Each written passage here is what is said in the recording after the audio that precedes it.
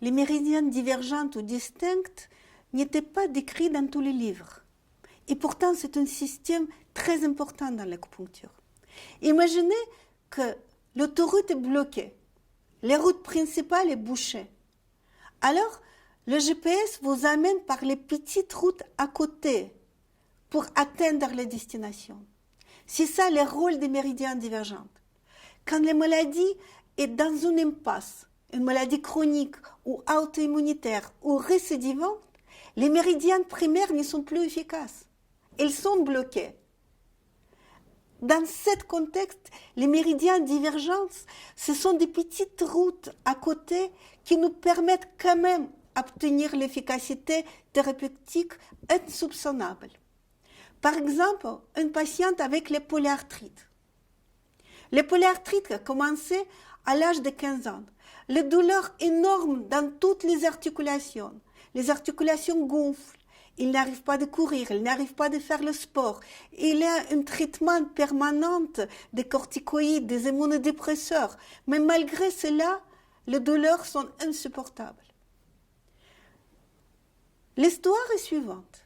Il a eu beaucoup d'angines quand elle était petite.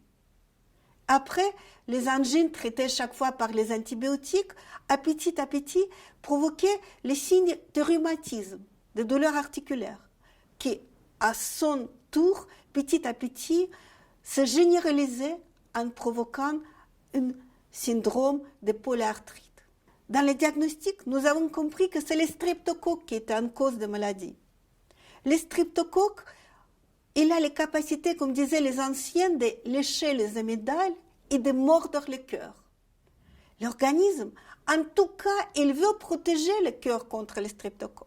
Alors, il diverge le streptocoque dans les prisons des articulations. Il vaut mieux pour l'organisme d'avoir une atteinte des articulations que l'atteinte du cœur. C'est comme ça que la polyarthrite s'est développée.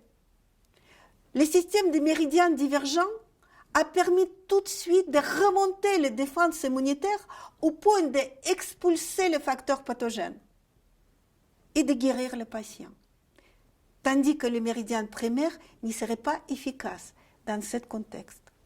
Un autre exemple d'utilisation et de l'efficacité des méridiens divergents, c'est une herpès récidivant.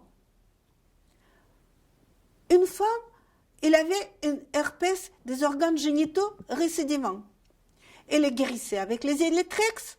Un mois plus tard, l'infection est réapparue.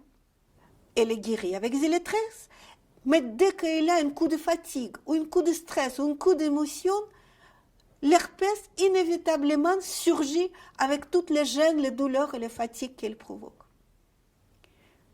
Et encore une fois, les méridiens divergents du foie, a permis le patient de remonter les défenses immunitaires pour expulser l'herpès une fois pour toujours.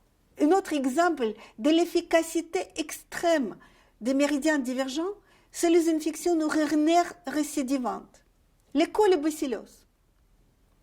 C'est une maladie très fréquente et qui est très difficile à soigner. Chaque mois, une patiente présente les crises d'infection urinaire avec les douleurs, les gênes, les fatigues, les prises des antibiotiques quasiment en permanence, les fatigues un peu plus, mais ne permettent pas à l'organisme de guérir. On utilise le système des méridiens divergents de la vessie qui permettent de remonter les défenses immunitaires et de pouvoir expulser une fois pour toujours les colibacilles et guérir les patients, tandis que tous les autres méridiens ne seront pas capables de le faire. C'est ça l'utilité et l'efficacité des méridiens divergents. Nos réserves de côté qui ont mis en route pour les buts immunitaires.